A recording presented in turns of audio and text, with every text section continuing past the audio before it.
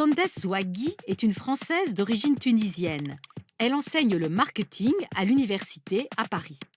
Et ce soir, elle nous propose de l'accompagner au hammam. Vous êtes prêts?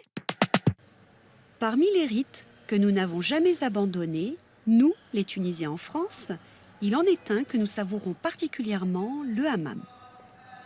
À Paris, il y a une vingtaine de hammams traditionnels, mais je fréquente souvent le même, histoire d'habitude. J'y vais l'après-midi, car en général le matin, il est réservé aux hommes. Là, il faut que je vous avoue quelque chose. En France, au hammam, il y a aussi des Européennes. Il y en a de plus en plus.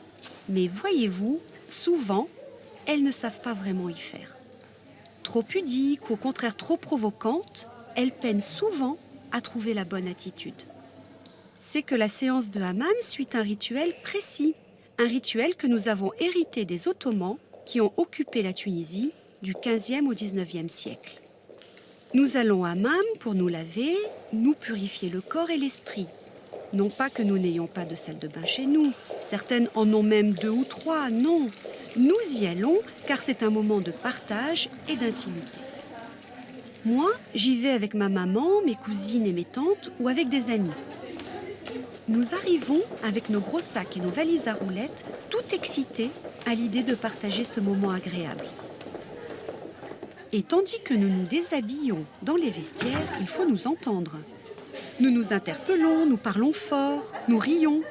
C'est vrai que, dans ma culture, la joie s'exprime et ne doit pas être rentrée en soi. Il ne viendrait jamais à l'idée de personne de nous demander de nous calmer. Une fois déshabillés, nous gardons juste le slip. Nous entrons chacune notre tour dans le bain de vapeur.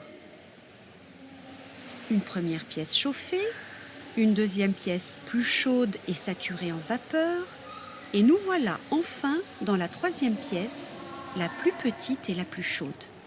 Cette traversée calme nos ardeurs et c'est silencieusement que nous nous asseyons sur les dalles en marbre pour transpirer. La chaleur et la vapeur sont si intenses que la respiration se fait difficile. Les épaules se voûtent, chacune entre en elle-même dans une sorte de méditation.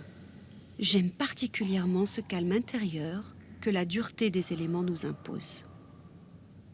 Pendant ce temps, les pores de la peau se dilatent et la transpiration commence son travail d'expulsion des toxines et des peaux mortes. En Tunisie, nous sommes convaincus que cette transpiration permet de prévenir un grand nombre de maladies. Lorsque les pores sont bien ouverts, chacune notre tour, nous passons dans la pièce du milieu, un peu moins chaude. Et la harza, une femme spécialiste du gommage, se charge de nous frotter avec le gant de crin, la kessa.